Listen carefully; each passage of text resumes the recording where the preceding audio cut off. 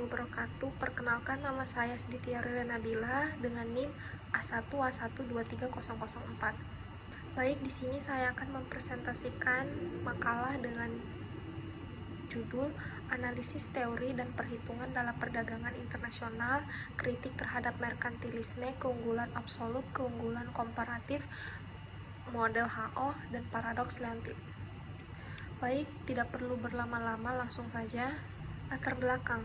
Perdagangan internasional merupakan pilar fundamental perekonomian global modern, membentuk jaringan kompleks independensi ekonomi antar negara, memahami kekuatan pendorong di balik pola perdagangan ini serta dampaknya terhadap kesejahteraan negara-negara yang terlibat, merupakan tantangan yang telah memicu perkembangan berbagai teori ekonomi selama berabad-abad. Makalah ini akan menelusuri evolusi pemikiran ekonomi dalam perdagangan internasional dengan fokus pada analisis kritis terhadap beberapa teori kunci dan implementasinya. Baik, langsung saja di pembahasan.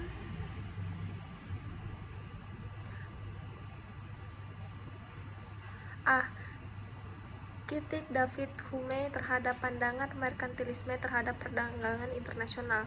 Yang pertama itu konsep merkantilisme dalam perdagangan internasional.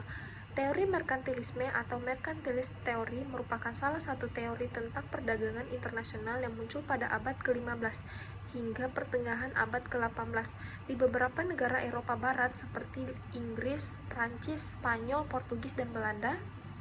Merkantilisme merupakan pandangan yang menganggap bahwa kesejahteraan dan kekuasaan suatu negara tergantung pada jumlah harta kekayaan yang dimiliki, terutama dalam bentuk emas. Para pencetus teori merkantilisme sering disebut kaum biologis karena pandangan mereka yang sempit terhadap kebijakan suatu negara yang terpusat pada penumpukan emas dan bahan logam berharga lainnya. B.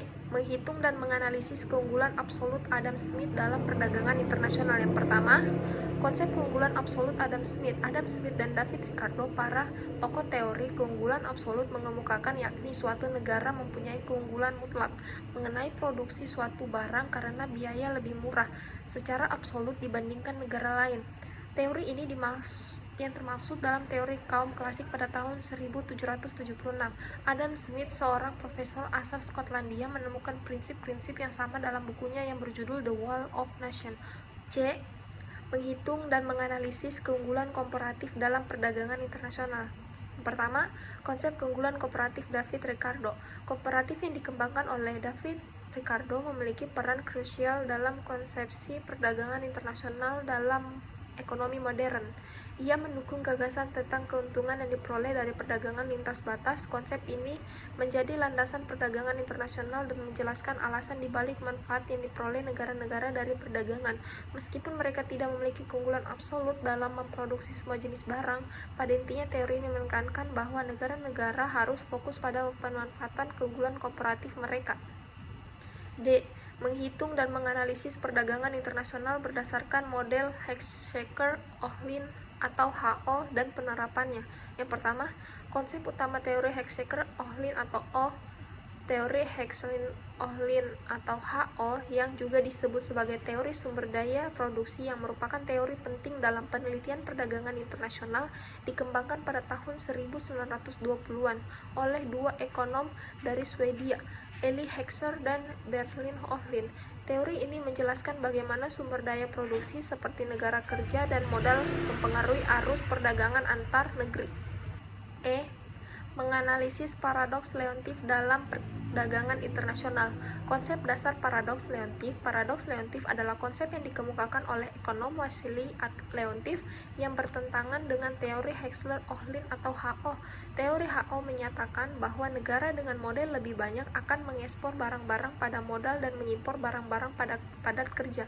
Namun, hasil penelitian Leontief menunjukkan bahwa ekspor Amerika Serikat atau AS pada tahun 1947 justru terdiri dari barang-barang padat kerja sedangkan impor terdiri dari barang-barang padat modal. Temuan ini menimbulkan pertanyaan dan dikenal sebagai paradoks Leontief.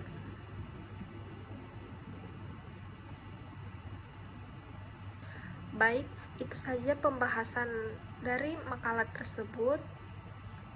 Kemudian saya akan membacakan kesimpulan Makalah ini menelusuri evolusi pemikiran ekonomi dalam perdagangan internasional mulai dari merkantilisme hingga model Ohlin atau HO dan paradoks Leontief merkantilisme yang menekankan akumulasi kekayaan melalui surplus perdagangan telah digantikan oleh teori-teori yang liberal seperti keunggulan absolut dan kooperatif yang mendukung spesialisasi dan perdagangan bebas model HO, memperkenalkan konsep kelimpahan faktor produksi sebagai pendorong perdagangan.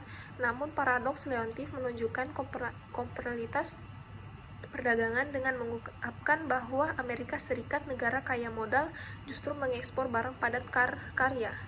Secara umum, teori-teori ini mendukung perdagangan bebas, tetapi kebijakan perdagangan harus mempertimbangkan faktor-faktor kompleks seperti teknologi, preferensi konsumen, dan hambatan perdagangan.